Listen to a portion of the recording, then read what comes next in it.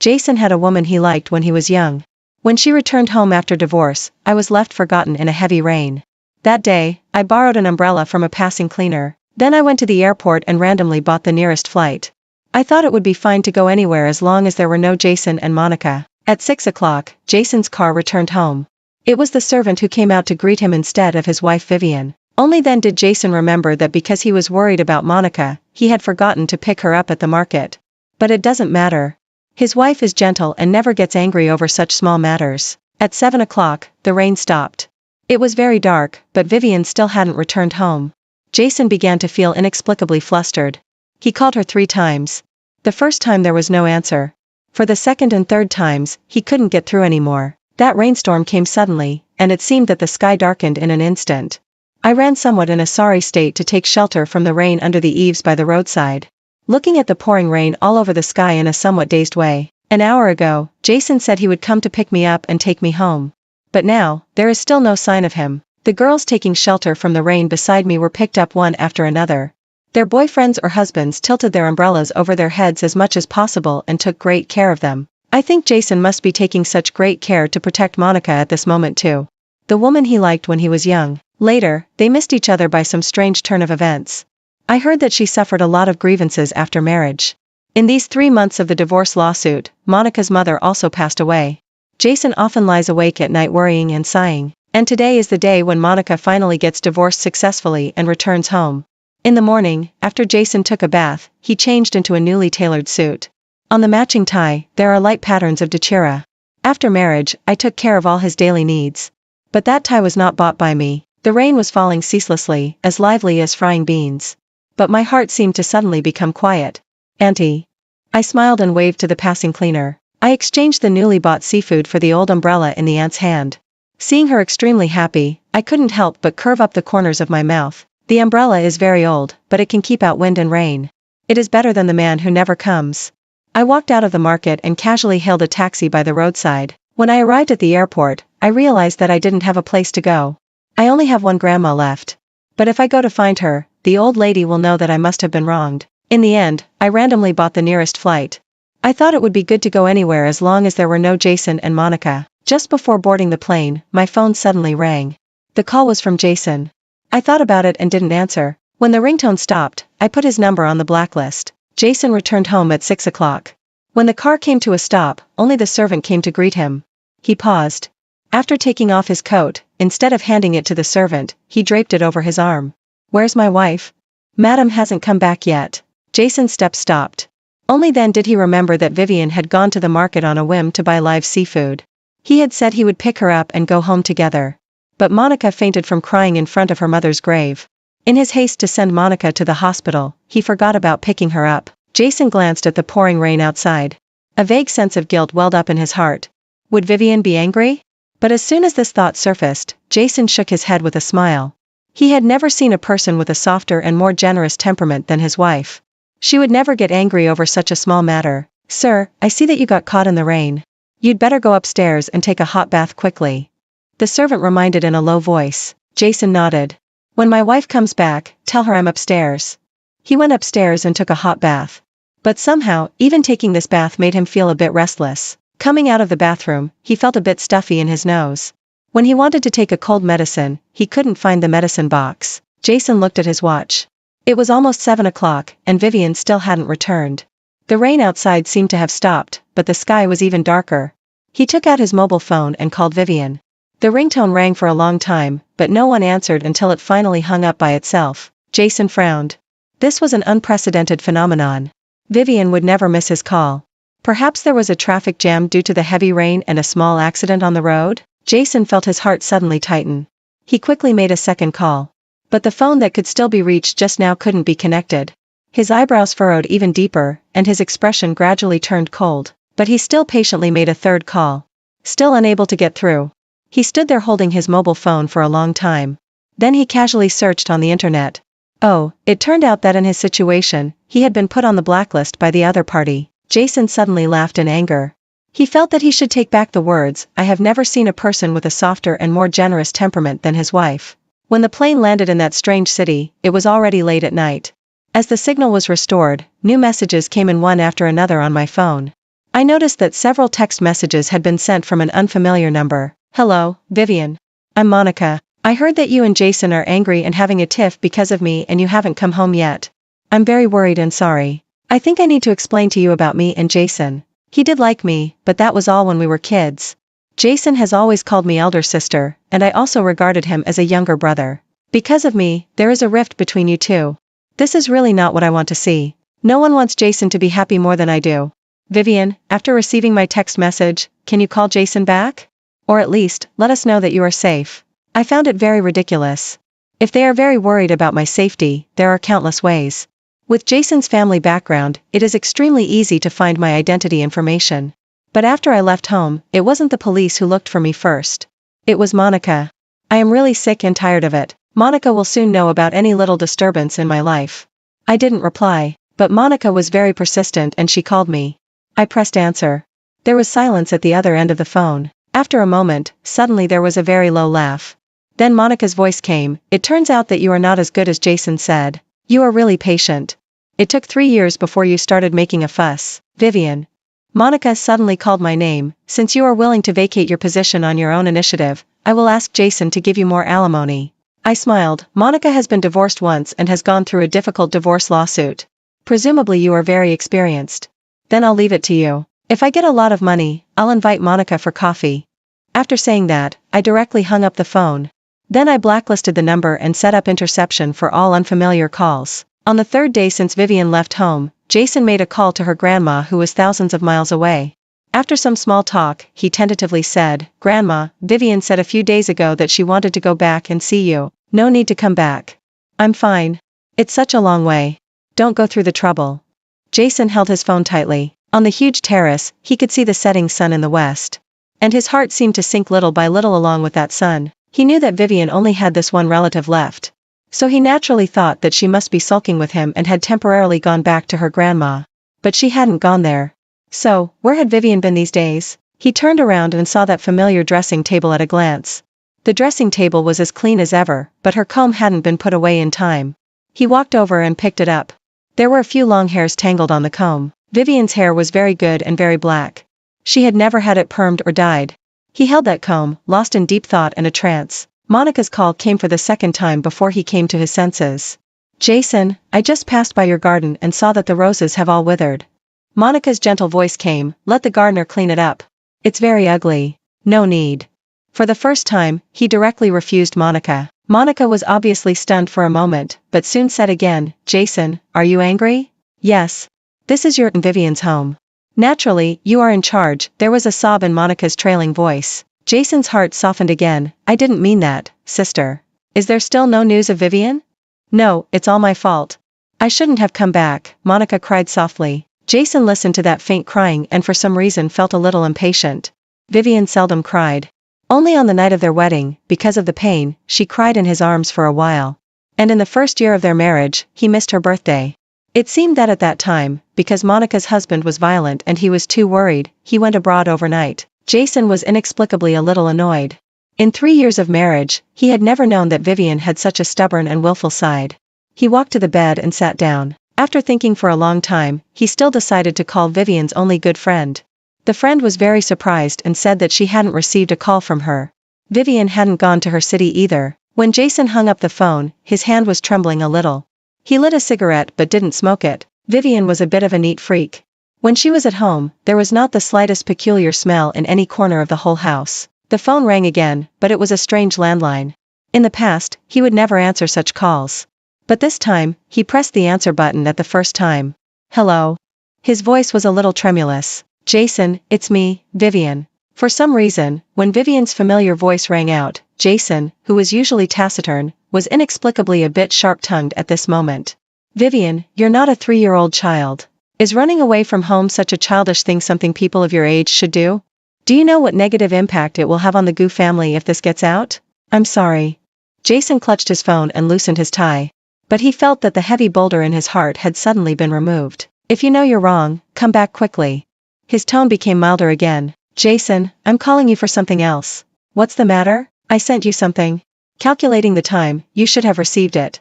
What kind of thing needs to be sent? Wouldn't it be fine if you brought it back when you come home? Vivian still had that gentle and calm tone. I'm not going home anymore. Please pay attention to signing for the express delivery.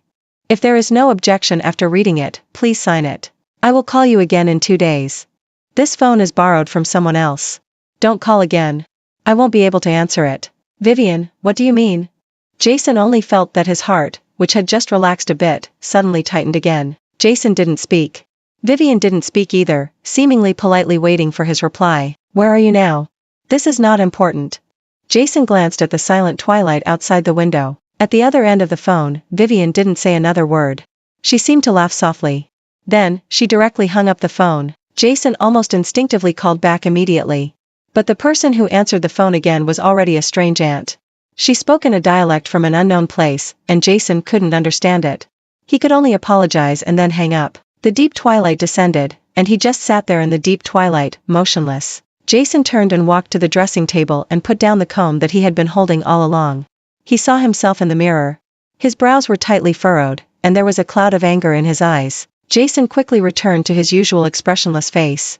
He stepped out of the master bedroom and went downstairs. Monica called him in the living room downstairs, and he only responded faintly. He asked the servant to bring over the packages received today. Jason picked out the letter sent by Vivian from among them and opened it. Monica stood aside and covered her mouth with a low exclamation. Jason expressionlessly tore up the divorce agreement and threw it into the trash can. Jason, Monica stepped forward and gently tugged at his sleeve, gently persuading. Don't be angry. Vivian should just be acting on impulse. She has always been gentle and sensible. It seems that it's still my fault. If I didn't return to the country and didn't trouble you with these things, she wouldn't be sulking. Jason's voice was slightly cold. What does it have to do with you? It's her own immaturity. Isn't it because you spoiled her if she is immature? Monica forced a smile. Jason sneered. Why did I marry her in the first place? Others may not know, but don't you know? Monica looked at him tearfully and stunned. Jason didn't answer, just gently pulled back his sleeve. I have something to go out. Do you want the driver to take you back or stay here? Monica wiped away her tears. I'll wait for you here. You and Vivian are in such a mess. I won't be able to sleep even if I go back. Jason nodded, instructed the servant to clean up the guest room. Then he asked the driver to prepare the car and left. Monica watched him leave. Then she glanced at the torn divorce agreement in the trash can. She pursed her lips tightly and slowly sat down on the sofa. I knew from the day I left. For Jason, finding the whereabouts of a person is extremely easy. It all depends on whether he wants to or not. So, when I saw Jason downstairs at the homestay, I wasn't very surprised. In the early autumn weather, he was wearing a light gray thin windbreaker and leaning against the car body, smoking. He is handsome and tall, and his every move is very eye-catching. In contrast, I seem extremely ordinary. Wearing a loose cotton and linen long skirt and casually tying up my long hair with a handkerchief. Without makeup and carrying a shopping bag from the supermarket. I am more like a little nanny in the old Gu family house. When I first got married to him, I often felt inferior. But now, I have already figured it out. Just like home-cooked stir-fries can never be on the table of a luxurious banquet. Jason and I were wrong from the very beginning. He stubbed out his cigarette and looked at me with a calm expression. I also put down the shopping bag that was cutting into my hand. Jason looked at his watch and spoke with his usual deep and cold voice. Go and pack your things. 30 minutes should be enough. Have you signed? I stretched out my hand to him. Give me the divorce agreement, and I'll go back with you to go through the formalities. Jason's indifferent eyes still showed no emotion. Only the color of his pupils became a bit darker. Now is not the right time to announce our divorce publicly. Then don't announce it for now. Just get the formalities done. Vivian, you know that next week is the company's anniversary celebration. You have to attend with me. Jason curved his lips, and there was a hint of sarcasm in his smile. You chose a very precise time to make a fuss. But you should know that I am not the kind of person who can be easily manipulated. I didn't say anything, just quietly looking at Jason. We have done all the most intimate things between husband and wife. But men can separate sex and love very clearly. Women can't. That rain didn't wet my body, but my heart was thoroughly soaked. But Jason will never understand. Because he has never loved me. If you sign in divorce, then I will attend the anniversary celebration with you next week. If the company needs me to cooperate in any way, I can do it. I looked at him and even smiled gently as before. Jason, this doesn't have the slightest disadvantage for you. Okay. He looked at me deeply for a long time and finally nodded. After the company's anniversary celebration next week, I will sign. I didn't go back with Jason. Only on the day before the company's anniversary celebration did I fly back to Beijing. And in order to avoid being noticed and prevent gossip journalists from writing unfounded rumors about marital problems, I was picked up from the airport by his car and brought back to our wedding house. When I got out of the car, Monica came out to greet me like the hostess. "Vivian, you're finally back." She quickly stepped forward, took my hand, her eyes reddened and tears fell. I looked at her indifferently.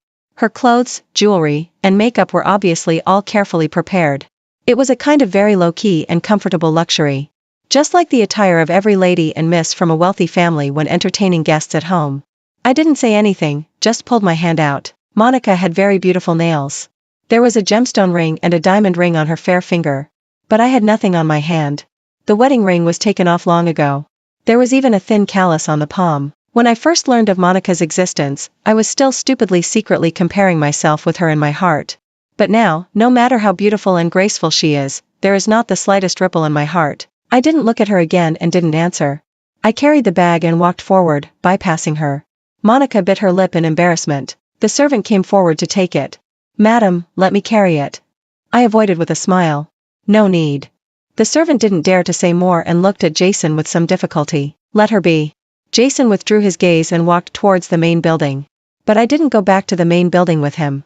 Instead, I went to the annex building for entertaining guests. "Vivian." Jason was finally angered.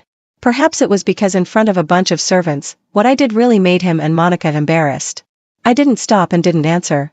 I had no desire to communicate with Jason at all. When Jason and I entered the banquet hall arm in arm, the atmosphere was at its climax. He was like a gentle and considerate husband, and I, as always, was a gentle and virtuous wife praised by everyone. When chatting with others, he interlocked his fingers with mine. From time to time, he would turn his head to look at me, his eyes and brows gentle. I would also lower my head and smile. When Jason and I entered the banquet hall arm in arm, the atmosphere was at its climax. He was like a gentle and considerate husband, and I, as always, was a gentle and virtuous wife praised by everyone. When chatting with others, he interlocked his fingers with mine. From time to time, he would turn his head to look at me, his eyes and brows gentle. I would also lower my head and smile, but in the past, that smile was sincere shyness and joy. Now it has put on a mask. I loathe such myself and despise such him.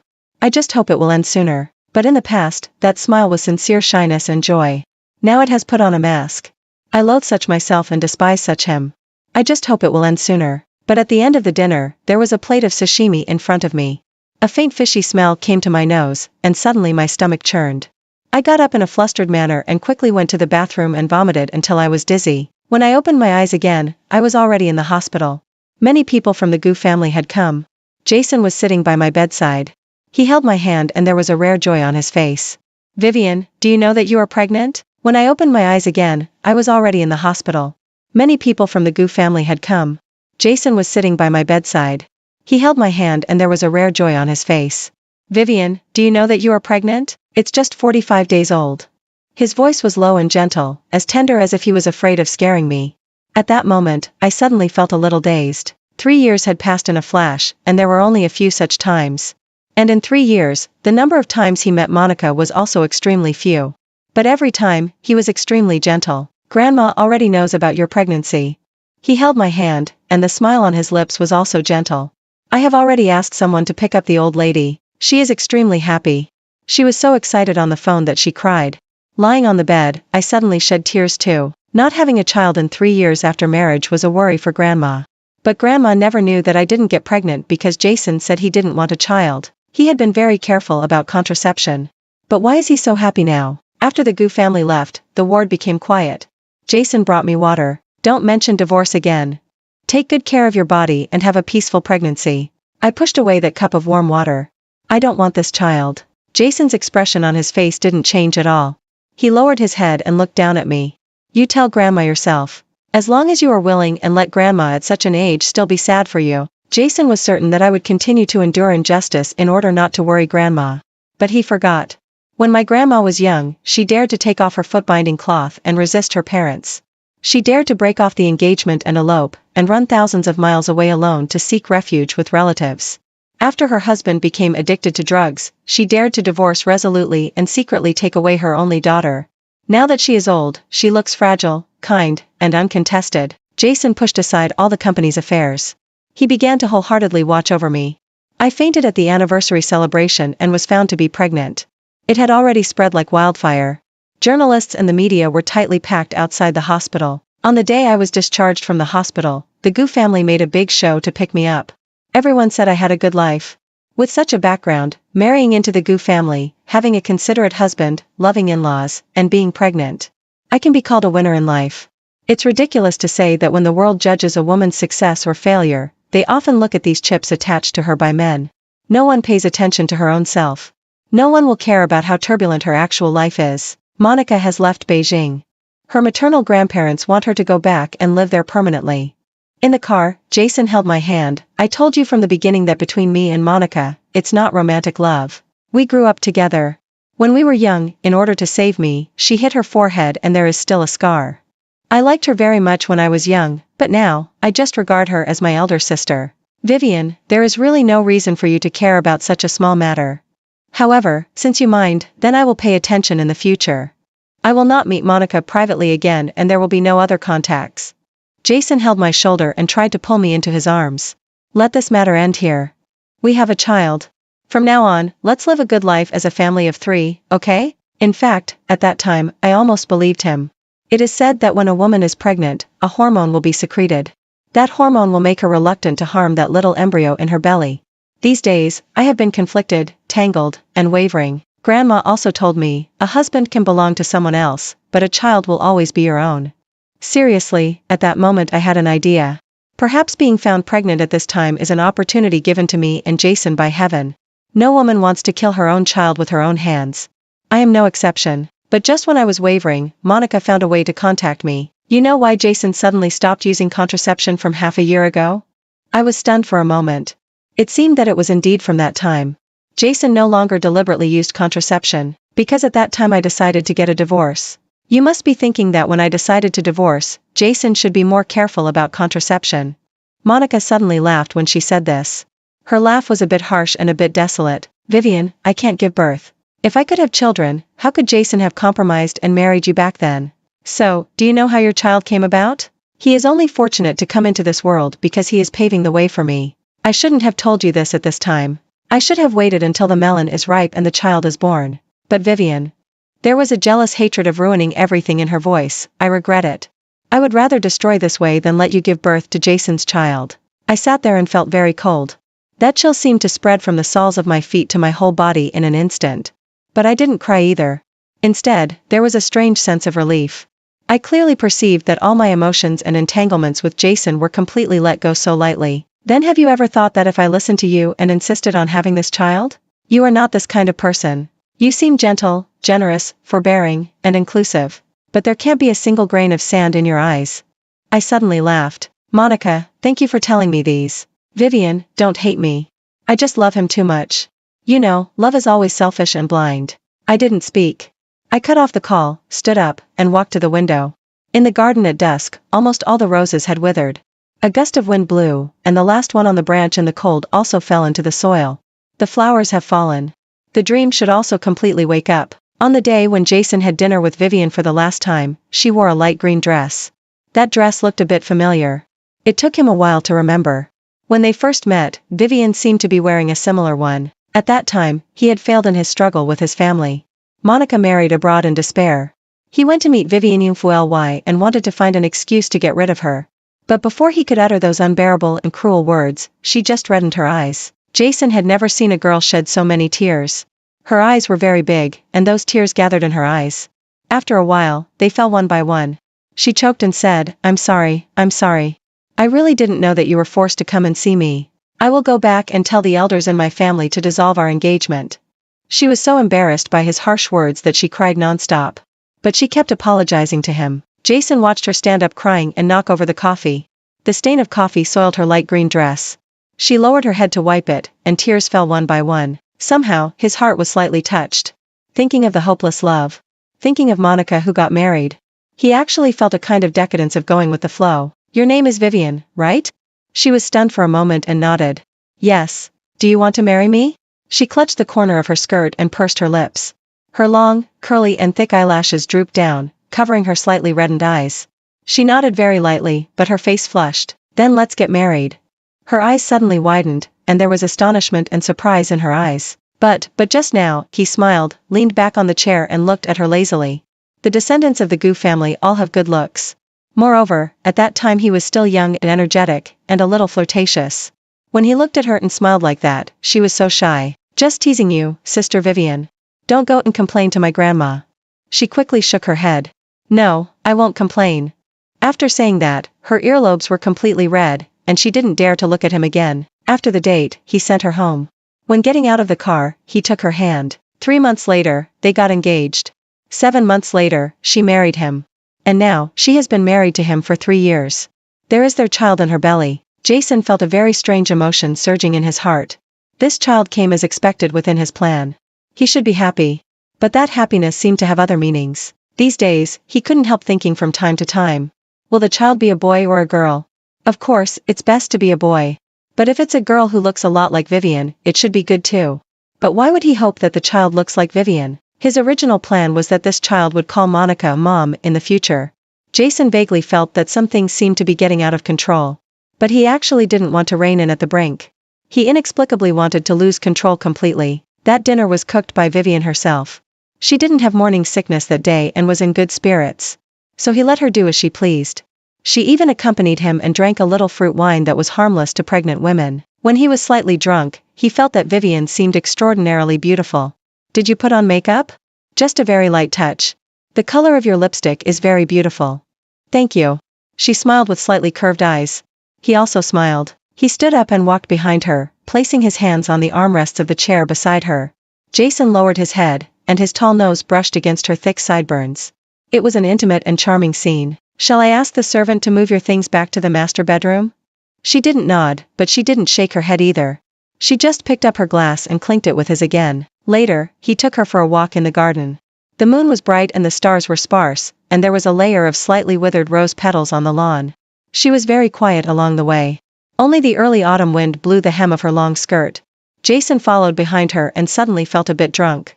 He felt that the scene looked very peaceful and beautiful. Later, he couldn't remember clearly whether she went back to the master bedroom. He slept very deeply and for a long time. When he woke up, it was already noon the next day.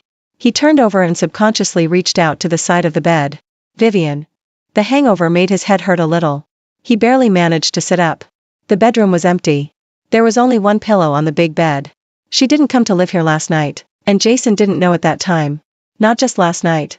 From now on, day and night, Vivian will never come back here again. When I came out after the surgery, Grandma was waiting outside to pick me up and leave the hospital. I was wrapped in a thick coat, but I was still shivering with cold.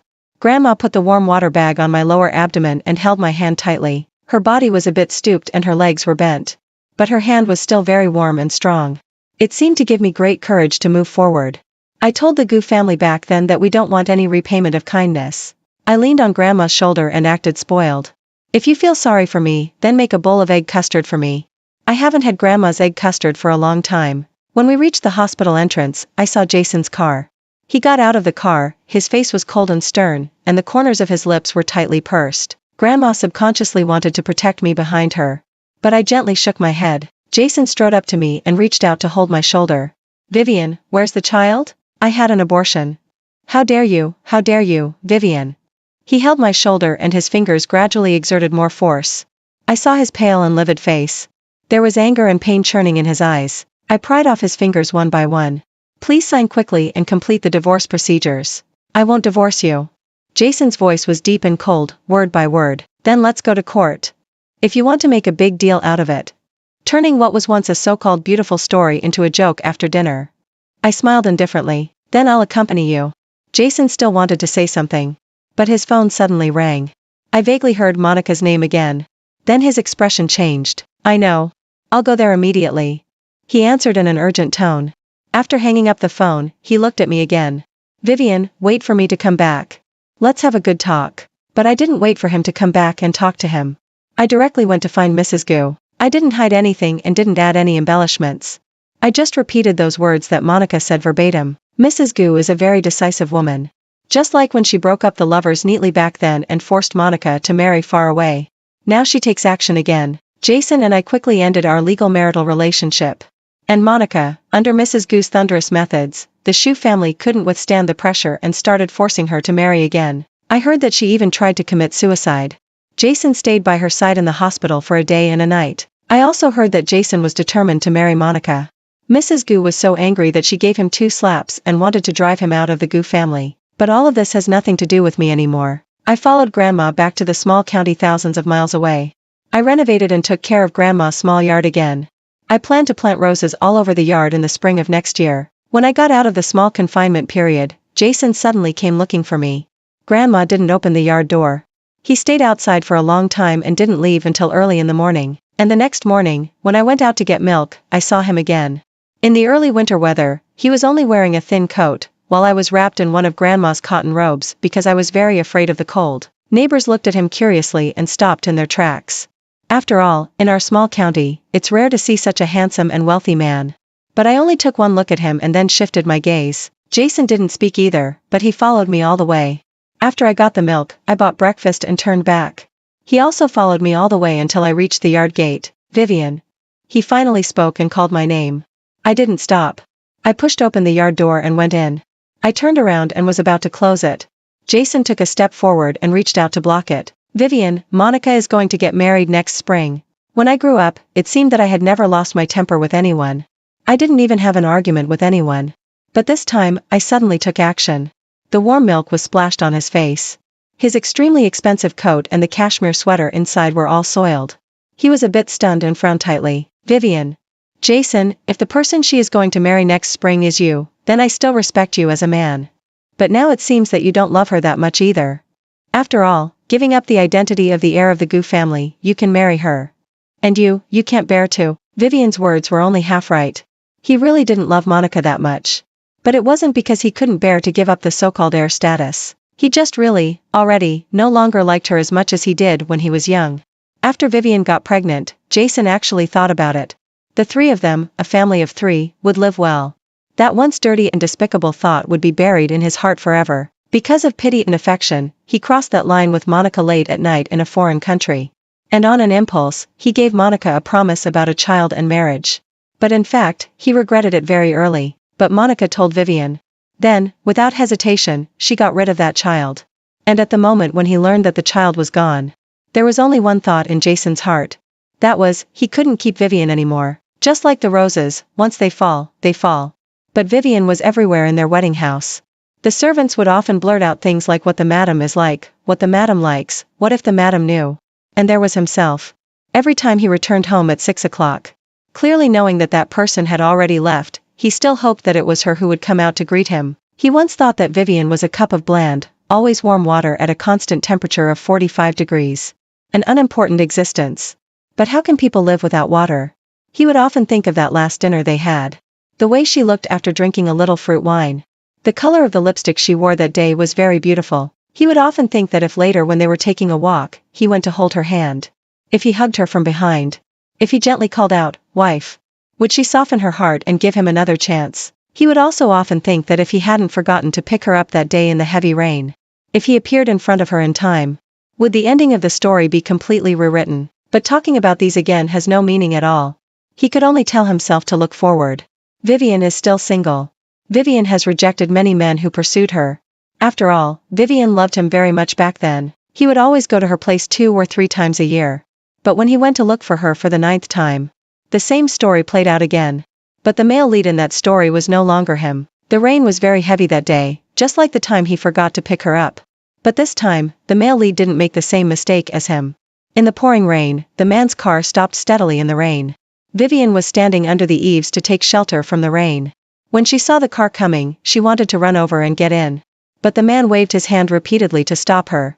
First, he got out of the car in the rain and got soaked through to get an umbrella. Then he quickly walked up to her. The umbrella he opened was almost all tilted towards her, protecting her and getting into the car first. It was actually a very short distance, only 2 or 3 steps.